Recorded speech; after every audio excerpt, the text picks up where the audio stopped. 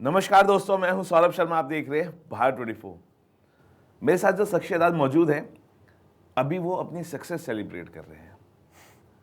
Metro इन दिनों आप सभी ने देखी, इतना प्यार दिया और आज मेरे साथ मौजूद है। भाई बहुत बहुत स्वागत है भारत 24 में थैंक यू आपका। सर भाई फॉर हैविंग मी हियर।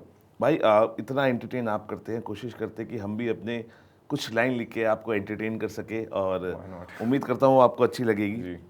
आया है ग्राउंड से, ना कोई शॉर्टकट लिया, थिएटर की गलियों में खुद को तराशा पिया, कैमरे की चमक से नहीं होता है बंदा ब्लाइंड, थिएटर पढ़ता है जैसे पोएट पढ़े माइंड। अरे वाह ये आपने लिखा है। जी। That's beautiful. भाई सब जिस तरह मैंने बोला कि किस तरीके से आप अपनी स्क्रिप्ट्स को पढ़ते हैं, क्या पोएट जैसे माइंड पढ़ता है ऐसे आप स्क्रिप्ट्स पढ़ते हैं? जी, जैसे एक साइकोलॉजिस्ट अपने पेशेंट को पढ़ता है, थेरेपिस्ट अपने पेशेंट को पढ़ता है, वैसे आप एक एक्टर अपनी स्क्रिप्ट को पढ़ता है समझने के लिए कि दिमाग में क्या चल रहा है, क्या खिचड़ी पक रही है, और फिर वो समझ के फिर उसको पोर्ट्रे करना स्क्रीन पे। पूरा मैजिक ही वही है, पूरा मज़ा ही वही है। भाई कैसे अपनी सक्सेस को सेलिब्रेट करते हैं आप? सक्सेस क्या है आपके लिए? अगर मैं पिछले साल से आज के टाइम पे बेटर हूँ एज एन एक्टर, अपने स्किल्स में, मेंटल स्ट्रेंथ में, जी। तो देन आई फील लाइक कि हाँ दैट इज़ सक्सेस। या फिर मेरे पेरेंट्स काम देख के खुश होते हैं, माय वाइफ काम देख के खुश होती हैं, उनको अच्छा लगता है कि हाँ ये कुछ इंटरेस्टिंग कर रहा है, कुछ अच्छा ला रहा है नाम, तो वो मेरे लिए सक्सेस है। रिव्यू पढ़ते हैं आप? इंतज़ार रहता है रिव्यू का, क्योंकि फिल्म में पास हो जाते हैं फ्राइडे को, जी। उसके बाद रिव्यू पढ़ते हैं आप? हाँ बिल्कुल पढ़ता हूँ, रिव्यू पढ़ता हूँ, बिकॉज मन तो करता है कि देखूं क्या लिखा है कहानी के बारे में क्या लिखा है, डायरेक्शन के बारे में क्या लिखा है। एंड कहीं ना कहीं रिव्यू में जितने भी क्रिटिकल चीज़ें भी लिख के आती हैं, वो एक तरीके से आई थिंक ऑडियंस काफ़ी ब्रूटल होती है। दोस्त यार ये सब लोग तो आपको अरे बहुत बढ़िया कह देते हैं, लेकिन ऑडियंस से एक ब्रूटल रियलिटी आपको पता चलती है, तो आपको पता चलता है ओके दिस इज़, ये मुझे करना है बेटर, या ये ऐसे और अच्छा कर सकता हूँ, वैसे और अच्छा कर सकता हूँ। सो आपको लगता है haters are the real lovers? Hate, हाँ हेट, आई थिंक इमोशन भी इतना स्ट्रांग है कि लोग लव से ज़्यादा हेट के ऊपर ज़्यादा बॉन्ड करते हैं। अच्छा भाई, प्रेशर लाता है आपके ऊपर चीज़ें? फ्राइडे आ रहा है, चाहे आपकी सीरीज़ हो, चाहे फिल्में हो, या सोशल मीडिया का ज़्यादा प्रेशर रहता है? मतलब कहीं ना कहीं अब इंसान है, थोड़ा प्रेशर तो फील होता ही है। जी। लेकिन मैं थोड़ा अपने आप को उससे डिटैच रखता हूँ, थोड़ा डिस्कनेक्टेड रखता हूँ, बिकॉज फिर वो आपके क्रिएटिव प्रोसेस और इन सब चीज़ों में, रोज़मर्रा की ज़िंदगी जीने में बहुत हैम्पर करता है। एंड आई फील एक अच्छा artist, not even just an actor, an अच्छा आर्टिस्ट बनने के लिए आपको अपनी ज़िंदगी अच्छी से जीनी होती है, तब आप वो फिर अपने उसमें क्या कहते हैं, अपने परफॉर्मेंस में आप ला सकते हैं। तो दैट्स हाउ आई, वो मेरा अप्रोच रहता है। जनरली यस, प्रेशर तो रहता है कि एक तरीके से आप जो काम कर रहे हो वो, क्योंकि as an actor without an audience, अगर आपको ऑडियंस नहीं मिलती तो फिर आप एंटरटेन नहीं कर पा रहे हैं, लोग आपको जानते नहीं है, वो सारा एनर्जी एफर्ट वो सब वेस्ट लगता है। स्पेशली जब आप नोएडा, जहाँ से मैं हूँ, बॉम्बे जाते हैं अपने पेरेंट्स को छोड़ के, फैमिली को छोड़ के, और वहाँ मेहनत करते हैं नाम कमाने के लिए, तो ऑडियंस ये है जो आपको बनाती है। तो वो प्रेशर रहता है कि चलो अच्छा काम करते रहें, विच इज़ ऑल्सो गुड कि आप अपने आप को पुश करते रहते हो। अच्छा, एक और लाइन है, उसे सुन के प्रेशर आया, लड़का अच्छा कर रहा है? प्रेशर नहीं आया, कॉन्फिडेंस आया। कॉन्फिडेंस आया कि दैट्स कॉन्फिडेंस। हाँ, वो कॉन्फिडेंस आया कि ठीक है, मतलब मेरी जितनी भी सीख रही है, वो होता ना कई बार आप बहुत प्रैक्टिस ग्राउंड में बहुत प्रैक्टिस करते रहते बता हो। दी किसने कही थी लाइन? मैं ऑडियंस को ये नहीं बता पाया, लेकिन जब आपने अनुपम खेर से डिस्कस किया इस चीज़ को, जी। लेकिन ये लाइन किसने कही थी आपके लिए? अनुराग बासु सर ने।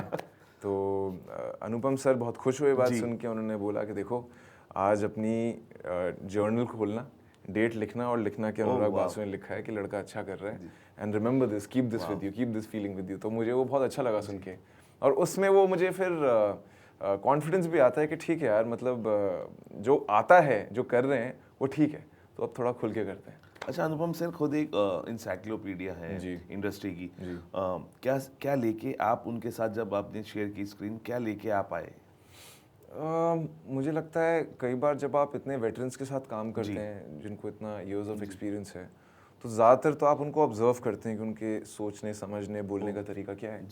सेट पे वो कैसे रिएक्ट करते हैं, क्योंकि जब सेट होता है उसमें बहुत क्योस होता है, इधर लोग बात कर रहे हैं, उधर चीज़ें हिल रही हैं, उधर से उधर, तो उसमें अपना नियंत्रण बनाए रखना और सोच समझ एकदम सीधी रखना। तो ऑफ सेट तो बहुत चुप रहते हैं, अपने उसमें दुनिया में रहेंगे और सोचेंगे ऐसे करना है वैसे करना है। मैं उल्टा हूँ, मैं ज़्यादा खेलता हूँ, हंसी मजाक करता हूँ, ये सब करता हूँ, क्योंकि वो मुझे वैसे लगता है कि हाँ, और जब सीन आता है तो मैं फिर एकदम से उसमें घुस जाता हूँ, वो मेरा तरीका है। लेकिन उनके साथ काम करके ये बहुत अच्छा लगा कि जितने भी इतने बड़े आप वरिष्ठ कलाकार होते हो, ईगो नहीं होती जी। वाह, तो ये सीखने की बात है। हाँ, ये सीखने की बात है। और मुझे लगता है असली में बंदा तो वही सक्सेसफुल है, इसके पास ईगो नहीं है, क्योंकि उसको किसी बात का कुछ खोने का डर नहीं है। तो वो मुझे अनुपम सर से देख के बहुत अच्छा लगा। अच्छा, जब सारा अली खान कहती है कि अब मैं ये कह सकती हूँ मैं अनुराग बासु की हीरोइन हूँ, हाँ, तो आप क्या कह सकते हैं अब? मैं कह सकता हूँ कि लड़का अच्छा कर रहा है। नहीं, लेकिन मुझे आई थिंक अनुराग सर ने बहुत कॉन्फिडेंस और एक तरीके से किसी भी आर्टिस्ट को अगर इतने बड़े डायरेक्टर से वैलिडेशन मिलता है तो कहीं ना कहीं आपका और मन करता है कि और मेहनत करके और थोड़ा आगे बढ़ो, और थोड़ा अपने लिए कंपटीशन क्रिएट कर देते बिल्कुल हैं। बिल्कुल अपना कंपटीशन अपने साथ है। जी। तो पिछले ईयर से अगर मैं आप बेटर कर रहा हूँ और अच्छे डायरेक्टर को जिनको कहानी एक्टिंग सबकी समझ है और वो कहते हैं कि आप सही दिशा में हो, तो फिर आपको लगता है कि ठीक है, घोड़े की तरह ब्लाइंडर्स रख के आप बिल्कुल भागते रहो। भाई, कैमरे के सामने सच्चा दिखना और सच को निभाना, जी, क्या फर्क है? देखिए, कैमरा के सामने सच्चा दिखना तो मुझे लगता है एक पर्सनल, आपकी जो पर्सनालिटी है, जैसे आप हो, वो उस पर निर्भर करता है। कुछ लोग सच को इतना अच्छा छुपाते हैं कि आपको पता नहीं चलता। अच्छे कलाकार भी वही बनते हैं। लेकिन ये जो आपने दूसरा सवाल पूछा कि सच्चाई निभाना, वो तो एक ऐसी चीज़ है कि आप जितना प्रैक्टिस करो उतना कम है। किसी ने कहा था कि इट टेक्स 18 ईयर्स एक आदमी को एक्टर, पूरा कंप्लीट एक्टर बनने के लिए, बिकॉज आपके इतने सारे एक्सपीरियंसेस, आप हर जॉनर के टाइप ऑफ कैरेक्टर्स निभाते हो, तो आपको एक समझ आती है एक पूरे इंसान के स्पेक्ट्रम की। तो वो चीज़ समझने के लिए I think practice practice practice करते रहिए। एंड धीरे धीरे अलॉन्ग द वे जब आप अपने आप को समझना शुरू कर देते हैं बेहतर तरीके से, तो फिर आप उतनी ही सच्चाई से, मतलब जितना आप अपने आप को सच्चाई से जानते हैं, उतना ही सच्चाई से आप निभा सकते हैं। वाह। अच्छा भाई, कौन से फॉर्मेट में सबसे ज़्यादा क्रिएटिव फ्रीडम महसूस होती है? कौन से फॉर्मेट में? थिएटर, वेब या फिल्म? मुझे लगता है सबसे ज़्यादा तो मैं वेब बोलूँगा, OTT, बिकॉज फिल्म क्या है, 2-2.5 घंटे की स्क्रिप्ट होती है, शॉर्ट क्रिस्प होती है। OTT में आपको खेलने को बहुत मिलता है, एक एपिसोड 40 मिनट, ये वो नुआंसेस ज़्यादा हैं, लेयरिंग ज़्यादा है, लिखाई ज़्यादा आपके कैरेक्टर के ऊपर, तो आपको दिखाने का रेंज बहुत मिल जाता है परफॉर्मेंस वाइज। तो मुझे लगता है सबसे ज़्यादा तो आपको क्रिएटिव लिबर्टी और क्रिएटिव सेटिस्फैक्शन मेरे हिसाब से, बिकॉज मैंने काम भी वेब पे बहुत किया है। जी बिल्कुल। तो वेब पे मुझे ज़्यादा समझ आता है। अच्छा, जब आपके को-एक्टर सुर्खियाँ बटोरते हैं और आपको उतना स्पेस नहीं मिलता, क्या ये फील होता है कि आप सिस्टम का हिस्सा नहीं है?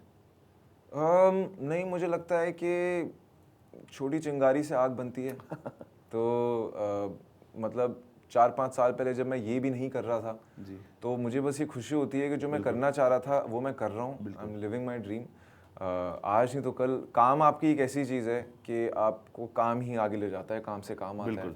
तो आज नहीं तो कल मुझे लगता है वो जो आपका ड्यू है वो आपको मिल ही जाता है। बिल्कुल। Everybody gets lucky. भाई, क्या इंडस्ट्री में टैलेंट से ज़्यादा PR और कैम्प कल्चर चलता है? बिल्कुल चलता है। महसूस हुआ आपको? क्योंकि नोएडा से मुंबई तक का सफ़र आसान नहीं रहा होगा, लेकिन टैलेंट कई बार आपको लगता है कि है, लेकिन उस टैलेंट के बलबूते आपने ऑडिशंस भी दिया, लेकिन वो जो किरदार आपके लिए सिलेक्ट हुआ था वो किसी और को मिल गया। तो इस वजह से मैंने पूछा कि टैलेंट से ज़्यादा कई बार क्या PR और कैम्प कल्चर चलता है? क्या महसूस होता है? मुझे ये लगता था फॉर द लॉन्गेस्ट टाइम कि शायद PR और ये करने से, और एक अफवाह भी होती है कि PR कराइए उससे आपको और काम मिलेगा, ये वो।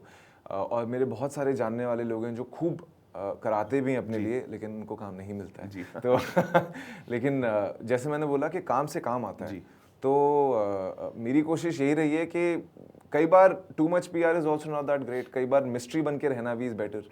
अब अगर हम जैसे जिस बैकग्राउंड से मैं आता हूँ, बहुत मेरे पेरेंट्स कॉर्पोरेट में उन्होंने मेहनत करी है, काम करा है, तो मेरे पास नहीं होता इतना पैसा कि मैं अपने लिए PR कराऊँ या ये कराऊँ वो कराऊँ। तो मेरा जो काम है वो मेरा PR है। बहुत बेहतरीन बात। कई बार क्या होता है भाई, बहुत ही लेयर्ड और सेंसिबल रोल लोगों को मिलते हैं, जी। फिर भी एक शब्द है सेलिब्रिटी, वो नहीं कहला पाते। क्या ये आपको लगता है कि सिस्टम की खामी है? पता नहीं, मुझे ऑनेस्टली इस सवाल का जवाब मालूम नहीं है जी। क्योंकि मैं उन चीज़ों में घुसता भी नहीं हूँ। कुछ लोग अगर आपको सेलिब्रिटी कंसिडर भी करते हैं, या फिर कोई स्टार बोलेगा या फिर कोई एक्टर बोलेगा, ये सब मैं उन लोगों के लिए जो बाहर से आके अपनी जगह बनाते हैं, वो भी उस चीज़ के हकदार हैं जो पहले से काम कर रहे हैं उनके साथ साथ, क्योंकि मुझे लगता है कि किसी ने अगर 10 साल स्ट्रगल किया तो जरूरी नहीं है कि आपको भी 10 ही साल स्ट्रगल करना है। बिल्कुल। क्योंकि टैलेंट अब पूरा तैयार होके एक पूरा फॉर्मूला तैयार किया जाता है, आप तैयार होके आते हैं अब। जी। तो आपको लगता है ये जो मैं बात कर रहा हूँ कि कई बार आप इतने अच्छे सेंसिबल और लेयर्ड रोल कर लेते हैं, लेकिन वो सेलिब्रिटी वाला टैग नहीं लगता, वो सिस्टम की खामी की वजह से है? टैग नहीं लगता क्योंकि काम नहीं चल रहा उनका, या फिर नहीं मतलब लोग कहते नहीं है because they are also celebrity, क्योंकि उन्होंने इतना लेयर्ड और इतने सेंसिबल किरदार निभाए हैं। ओके, तो क्या वो उस जो पूरा फ्रेटर्निटी है जी। उससे उसे अलग रखा जाता है? नहीं, इतना नहीं रखा कई बार जाता बिकॉज अब क्या है कि इतना एक्सपोजर है, इतना काम है कि आप एक्चुअली अगर अच्छे हो अपने काम में, आप कहीं से भी निकल के आगे बन सकते हो। एक बहुत फेमस सीरीज है पंचायत, आपने देखा पंचायत, होगा। वाओ, उसमें इतने सारे एक्टर्स हैं जिनको आप पहले नहीं जानते थे, लेकिन अब वो पंचायत में आए तो कहीं ना कहीं उनको उनका ड्यू मिला है। वो बेचारे NSD से पढ़ के आए हैं, वो उन्होंने मेहनत करी इतने साल, रिजेक्शन देखा इतने साल। तो like I said, I think कहीं ना एवरीबडी गेट्स लकी। हाँ, किसी को 2 साल, किसी को 10 साल, किसी को 5 साल लगते ही लगते हैं। इस चक्कर में जो मैं अपने आसपास लोगों से सुनता हूँ वो ये है कि आप कोई बैकअप कर लो या कुछ ये रख लो वो रख लो, बिकॉज पता नहीं यहाँ क्या हो।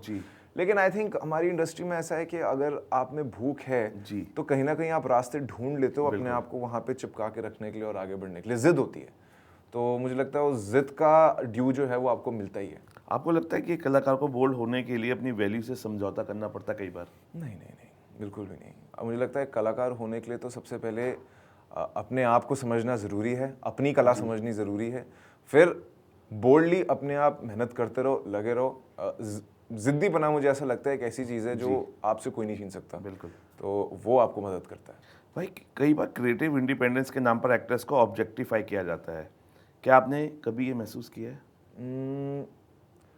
जितने लोगों के साथ मैंने काम किया है, क्रिएटिव लिबर्टीज़ लेना या क्रिएटिव इंडिपेंडेंस उस प्रोसेस से सोचना, इन सब ने ये वहीं यूज़ किया है जहाँ पे कि एक सीन पेपर से ऊपर उभरे या फिर सीन स्क्रीन पे बहुत अच्छा लगे। तो कई बार क्या होता है कि हम इम्प्रोवाइजेशन कर जाते हैं। अगेन क्रिएटिव लिबर्टी है कि सीन ये है, मुद्दा ये है, ऑब्जेक्टिव ये है, लेकिन हम इसको और आगे कैसे बढ़ाएं ह्यूमन एक्सपीरियंस दे के।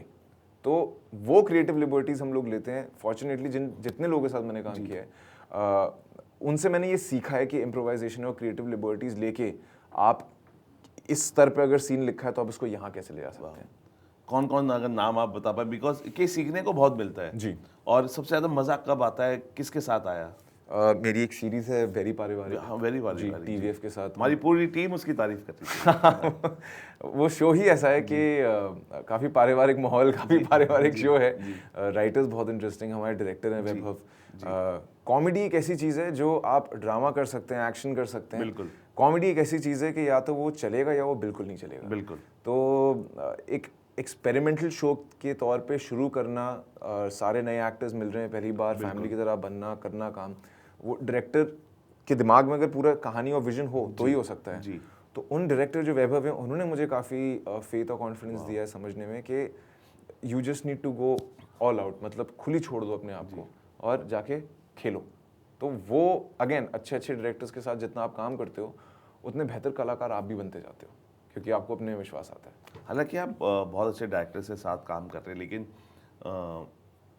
आप किस डायरेक्टर क्राफ्ट में आपको लगता है कि सबसे ज़्यादा फिट बैठते हैं? मुझे अनुराग वासु सर जो हैं इनका क्या है कि ये स्क्रिप्ट शेयर नहीं करते। तो क्या होता है कि कई बार कलाकार या एक्टर जो है वो स्क्रिप्ट जब पढ़ता है तो ओवर एनालिसिस में चला जाता है। तो इसमें ये, इसमें वो, ऐसा क्यों, वैसा क्यों। कई बार कहानी बहुत सिंपल होती है और सिंपल कहानी को बताने के लिए लोगों की जान निकल जाती है कि ये कैसे करें।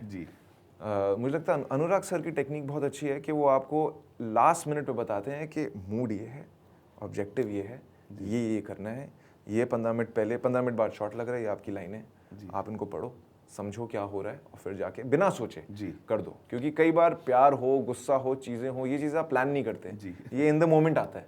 तो ही expects you to be a good actor firstly, और जब वो लेके आए अपना मटेरियल के ये करके दिखाना है या ये करना है, खेलो, तो फिर वो एक ऐसा मौका मिलता है कि हाँ यार दिमाग इधर उधर नहीं जा रहा, अभी बस इन द मोमेंट ये करना है, everything stage fresh in your head.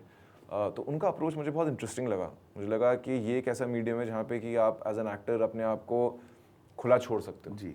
अच्छा, कई बार लगता है ना स्टार किड्स हैं, सारा अली खान आपके साथ है, उसमें लगता है स्टार किड्स है, बहुत ज़्यादा ट्रेंड में, हालांकि हमने कभी देखे नहीं है। सारा अली खान बहुत डाउन टू अर्थ है जी। उनकी पोइटिक अंदाज भी सेट्स पे होते थे, क्योंकि वो अपनी पोइटिक अंदाज के लिए भी जानती है, ऑन द स्पॉट पोइट्री के लिए। देखिए मेट्रो इन दिनों तो पूरी एंसेंबल कास्ट है। मेरे कोई सीन्स आज सच थे नहीं इनके साथ। मेरा ज़्यादातर तो या तो अनुपम सर के साथ या दर्शना बानिक जी मेरे ऑपोजिट हैं, तो उन लोगों के साथ मेरा तो ज़्यादा इंटरेक्शन रहा था, इन लोगों के साथ नहीं। लेकिन जब भी मैं इनसे मिला हूँ ऑफ सेट या प्रमोशंस के टाइम पे, तो बहुत ही हम्बल डाउन टू अर्थ, चाहे वो आदित्य हो, सारा हो, अली फजल, फातिमा, अली, ये सब लोग बहुत, आई थिंक एक रीज़न की वजह से है जहाँ पे हैं, बिकॉज अच्छा काम करते हैं, अच्छे लोग भी हैं और मेहनत करके एक नाम ही बनाना चाहते हैं। चाहे आप फैमिली आपकी इंडस्ट्री वाली हो या ना हो, मुझे लगता है फ़र्क वहीं आता है जहाँ आपके अंदर आ गया कि मैं कुछ अपने लिए नाम, ये आग कभी बुझनी नहीं चाहिए, कभी नहीं बुझनी चाहिए। बिल्कुल। अच्छा भाई, आपको लगता है कि इंडस्ट्री में ग्रुपिज्म और फेवरेटिज्म के चलते असली आर्टिस्ट कभी कभी पीछे छूट जाता है? बिल्कुल छूट जाते होंगे, बिल्कुल, बिकॉज सबको मौका नहीं मिलता जी, और वो भी होता है कि सही जगह पे सही टाइम पे होना भी बहुत ज़रूरी है जी। सबके पास उतनी क्षमता नहीं होती कि वो उतना इंतज़ार करें कि वो मेरा समय कब आएगा या मेरा टाइम कब आएगा। लेकिन मुझे लगता है कि अब लोगों की मेंटालिटी ये बदल भी गई है, और काफ़ी लोग हम लोग डिस्कस भी करते हैं, क्योंकि सबके टाइम पे एक्टिंग लाइफ में एक मोमेंट आता ही है जहाँ पे कि अभी बहुत काम है, अभी बिल्कुल नहीं है, तो क्या करो। तो ऐसे में समझ में आता है कि अगर काम नहीं आ रहा तो खुद के लिए काम बनाओ। आपका कहने का मतलब ये है कि अगर आपकी कोई सीरीज या फिल्म हिट हो जाती है तो ज़रूरी नहीं कि हिट होने के बाद आपके पास बहुत सारा काम आ रहा है। हाँ, ऐसा भी नहीं है, बिल्कुल ज़रूरी नहीं है जी। क्योंकि मैं अगर 10 साल से मैं काम करता आ रहा हूँ तो मैं आज भी ऑडिशंस देता हूँ, क्योंकि क्या है कि मुझे लगता है वो ज़रूरी भी है, क्योंकि एज एन आर्टिस्ट वो आपकी ईगो ख़त्म कर देता है। बिल्कुल। आप जाके अपने आप को एक तरीके से प्रदर्शित करते हैं कि आप मेरा ऑडिशन ले रहे हैं, मैं इसको इस तरीके से करके दिखाता हूँ या वैसे करके दिखाता हूँ। तो मुझे लगता है वो एक तरीके से हम सब के लिए जैसे रियाज होता है, जी बिल्कुल, तो ये हमारा रियाज है। रंजन भाई, सबसे ज़्यादा चैलेंजिंग किसे मानते हैं, कैमरे के सामने किरदार निभाना या खुद के भीतर से कलाकार से रोज बात करना? आई थिंक खुद के भीतर से कलाकार से रोज बात करना, क्योंकि अपने आप से हर दिन रूबरू होना, वो मुझे लगता है काफ़ी सेल्फ अवेयर होना पड़ता है उस चीज़ के लिए, और उससे बड़ी मेहनत नहीं है, क्योंकि अगर अपने आप से रूबरू होते रहोगे हर दिन पे तो कैमरा के सामने एक्टिंग करना उतनी बड़ी बात नहीं होगी। आपके अभिनय के पीछे कौन सी फिलॉसफी काम करती है? बहुत अच्छा सवाल है। मैं दो तरीकों से, एक्चुअली एक मेरा फिलॉसफी और अप्रोच रहता है, सॉरी दो रहते हैं। एक तो है over analysis leads to paralysis. तो मैं इतना डाइव डाउन नहीं करता हूँ कि अच्छा ये होना चाहिए वो होना चाहिए वगैरह वगैरह। आई फील लाइक हर किरदार का एक हिस्सा मुझ में कहीं ना कहीं अंदर है जी। और मैं अद्वैत फिलॉसफी को मानता हूँ कि एक ब्रह्मण है एक आत्मन है और इन दोनों के बीच में एक वो रहता है लिंक। तो अब मैं अपने आप को हर किरदार की जगह पे अगर रख के देखूं और देखूं कि मैं उसकी तरह कैसे शेप अप होऊंगा, तो मैं उस नज़रिए से सोच के आगे बढ़ता हूं। और मुझे लगता है कोई भी इंसान दो इमोशन से रूल होता है, या तो फियर या फिर लव। तो बेसिक्स उस कैरेक्टर की क्या है वो समझने के लिए मैं उसकी एक छोटी सी स्टडी करता हूँ, समझने के लिए कि ये या तो रूल्ड बाय लव है या तो रूल्ड बाय फियर है। तो ये मेरे थोड़े छोटे टूल्स होते हैं, छोटी छोटी फिलॉसफीज होती हैं जो बदलती भी रहती हैं समय के साथ, और करने में मज़ा आता है। बिल्कुल। भाई आखिरी 3 सवाल। आज जब कंटेंट ओवरलोड हो चुका है जी, आप अपने किरदार को भीड़ में अलग कैसे बनाते हैं? मुझे लगता है अगर आप ये नहीं सोचे कि मुझे इसको अलग कैसे बनाना है तो अलग बन जाता है। क्यों? क्योंकि आप हो, मैं हूँ, कोई भी है, वो अपने में इतना मज़ेदार कलाकार है ना कि हम अपने ऊपर उस तरीके से ध्यान नहीं देते, अपने आप को तवज्जो नहीं देते। तो मुझे लगता है कि आप अपनी लाइफ का एक्सपीरियंस, तभी मैंने कहा कि अपनी ज़िंदगी अच्छी जियोगे जी। तो कलाकार अच्छे बनोगे। बिल्कुल। तो अपनी ज़िंदगी का एक्सपीरियंस लेके जब आप अपने साथ रूबरू हो और फिर किरदार में भी निभाओ और दिखाओ, तो वो एक ऐसी चीज़ है जो और कोई नहीं कर पाएगा। बिल्कुल भाई, आपको लगता है फिल्म इंडस्ट्री में इंटेलेक्चुअल स्पेस सिकुड़ रहा है या फैल रहा है? काफ़ी टाइम तक सिकुड़ रहा था, लेकिन अब वक्त आ गया है कि फैले। जी। बिकॉज अब ज़रूरत भी है। जी। सिनेमा एक ऐसी चीज़ है जो one of the major reasons कि मैं इस इंडस्ट्री का पार्ट इसलिए होना चाहता था क्योंकि ये एक ऐसी जगह है जहाँ पे ओवरनाइट आपकी एक फिल्म या कहानी की वजह से कई लोगों का सोचने का नज़रिया बदल सकता है। बिल्कुल। उस हिसाब से आपके काम से किसी की लाइफ पे इतना इम्पैक्ट आना, वो एक बहुत ही कुछ चंद लकी लोगों को मिलता है। एंड आई थिंक आपकी कहानी से अगर आप देश का एक फैब्रिक, मेंटालिटी इंस्पायर कर सकें, बदल सकें, तो उससे बढ़िया कुछ नहीं। भाई, ओटीटी प्लेटफॉर्म्स ने स्टार्स को आज़ादी दी है या नई किस्म की कैद है? मेरे ख्याल से आज़ादी दी है। मैं आज़ादी बोलूँगा क्योंकि अब ओटीटी की वजह से नए डायरेक्टर्स, नए राइटर्स, नए एक्टर्स सबको मौका मिला है। जी। अब आप बहुत सारे लोग, बहुत सारी कहानियाँ भी देखेंगे जो आपने शायद सोची नहीं थी, जो आप सोचते हो कि यार ये फिल्म ये थिएटर में आनी चाहिए थी, लेकिन कई बार नहीं होता। क्यों? क्योंकि अब उसमें एक्टर्स नहीं है, ए लिस्टर्स नहीं है, लेकिन इसमें ये लोग अच्छे अच्छे एक्टर्स ला के वो फिल्म की कहानी बना देते हैं और आप जब वो देखते हो तो आपको मज़ा आता है कि ठीक है। वो एक तरीके से और पर्दा खोला है कि देखो सिर्फ स्टार्स ही नहीं, एक्टर का भी मीडियम है। तो वो एक तरीके से अच्छा है बैलेंस। अगर ओटीटी अच्छा करेगा तो फिल्म्स को अच्छा करना पड़ेगा, फिल्म्स अच्छी करेंगी तो ओटीटी को भी अच्छा करना पड़ेगा। अच्छा, आज के प्रणय अपने 5 साल पहले प्रणय को क्या एडवाइस देगा? हाँ, आई थिंक मैं अपने आप को तो यही बोलूँगा कि घबराने की ज़रूरत है नहीं, क्योंकि जो हाथ में नहीं है उसका आप कुछ कर नहीं सकते, लेकिन जो हाथ में है उसमें अपने आप को झोंक दो। आई थिंक उससे ज़्यादा बेटर एडवाइस मैं अपने आप को नहीं दे सकता, क्योंकि मुझे लगता है कि कहीं ना कहीं बहुत सारा आपका मेंटल स्ट्रेस, क्योंकि मुझे लगता है कई बार आपके दिमाग में दुनिया ज़्यादा टफ है दैन इट इज़, तो अपनी दिमाग में अपनी कहानी में उलझे रहते हैं, जबकि ज़िंदगी बड़ी आसान है। जी, आसान जीने का तरीका है। तो अपने आप को यही बोलूँगा मैं। कोई एक ऐसा किरदार जो आप निभाना चाहते हैं पर्दे पे, चाहे it may be any comic या it may be any biopic, कोई ऐसा किरदार जो आपके दिल के बहुत करीब है? एक बायोपिक तो मैं करना चाहूँगा। लेफ्टिनेंट विजय थापर जो नोएडा से ही हैं, we all know him, and I think मैं यहीं नोएडा में था, वेरी स्मॉल क्लास, जब ये न्यूज़ आई थी, और यहीं उनकी जो मदर भी थी वो हमारी टीचर रह चुकी है इन स्कूल। तो वो एक ऐसे, उनकी एक ऐसी कहानी है जो मुझे बहुत पता नहीं क्यों आज तक मेरे साथ रही है। तो वो एक ऐसा किरदार है, फॉर मी मेरे लिए वो एक तरीके से ट्रिब्यूट भी होगा टू आवर शहर Noida, to lieutenant Vijay Thapar, his family, and एक ये ऐसे किरदार है जो मैं करना चाहूँगा, तो मैनिफेस्ट कर रहा हूँ। भाई, एक जाते आते सवाल, क्योंकि अभी बहुत सारी कंट्रोवर्सीज देखने को मिली कि दिलजीत ने पाकिस्तानी एक्टर हानिया को अपने साथ लिया और उसको अब तीसरी उनके साथ काम नहीं करेगा। आपको लगता है कि किसी भी कलाकार को, क्योंकि you are a part of Bollywood fraternity, कि अपने देश से ऊपर कुछ नहीं है, और अगर कुछ हुआ है ऐसा तो माफ़ी मांगनी चाहिए और उसको आगे रिपीट नहीं करना चाहिए? अगर आपको मौका मिला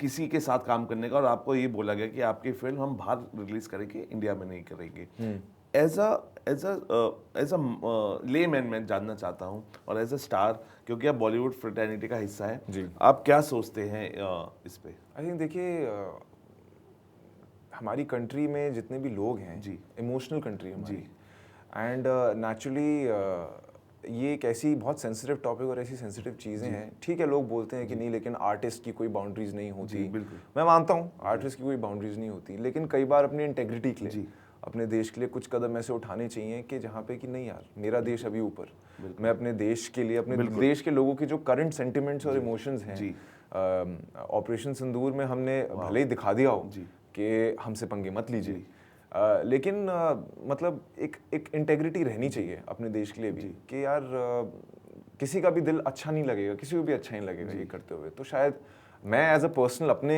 ओपिनियन दे सकता हूँ कि मैं तो नहीं इन्वॉल्व होता, और अगर कोई इन्वॉल्व हो भी गया है क्योंकि पहले बन रही थी और प्रोड्यूसर्स पहले पैसे डाल चुके हैं, तो ठीक है, ऑफ कोर्स माफ़ी मांग के आप आगे बढ़ सकते हो कि यार वो इमोशन या इंटेंशन नहीं था।